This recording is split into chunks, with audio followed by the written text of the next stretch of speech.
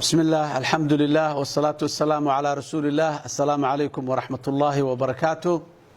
waxaan halkan ka salaamayaa dhammaan bahweynta UPD ee dalka Uganda ee caawa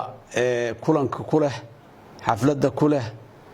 maxaan ku radaa damaashaadka iyo maxaan ku radaa daafurka ku leh magaalada Kampala ee caasimadda Uganda dhammaantiin waxaan idin leeyahay assalaamu calaykum waraxmatullaahi wabarakaatuh waxaan sidoo kale salaamayaa wafdiga ballaaran ee sharafta leh ee madaxda UPD ee idinla joogta oo ayagana runtii meel ciriiri ah waqti ciriiri ah hawlo aad iyo aad u tiro badan oo kuwa dal iyo kuwa xisbi iyo kuwa gaar intaba leh ka soo dhaxbaxay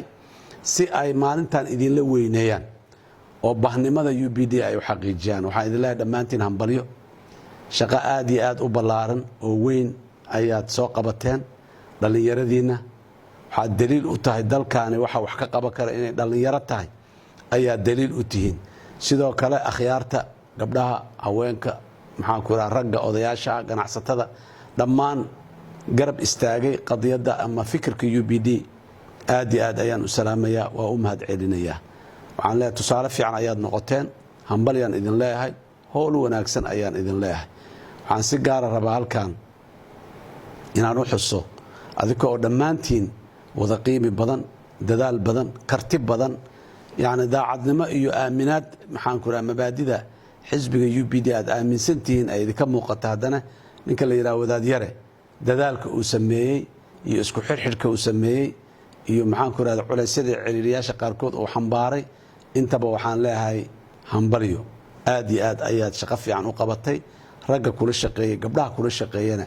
aad iyo aad ayay ayagana shaqo fiican u qabteen waanay mahadsan yihiin dhammaantiinna wadajirka collectivity-ga yani wadajirkaad macna ku leedihiin haddana macnaha aad leedihiin aad ku soo gaarteen wadajira isku ra'yi noqda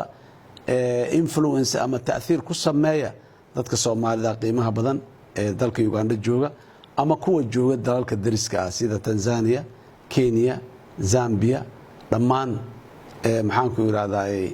saaxiibada ah iyo kuwa caalamka daafihiisa jooga intaba muxuu ahaay dadaalkiina fidiya meesha aad joogtaan la ku ekaanina meesha aad joogtaan guulaad ka keenteen si fiican u dhameystir hadii alila waxa halkan sidoo kale aan wakiil anoo ka ah soo wakiisho iyo gudoomiye naga gaarsiiyay hambalyo dhammaan bahweynta UPD ee joogta magaalada Muqdisho gaar ahaan garabka dhalinyarada haweenka maxaan ku raadahay kudlada baarlamaaniga ah ee xisbiga dhammaan waa idin soo hambalyeynayeen waana idin soo salaamayeen aad iyo aad u mahadsantihiin guul badan ay wanaaga idin rajaynaa assalaamu calaykum waraxmatullaahi wabarakaatuh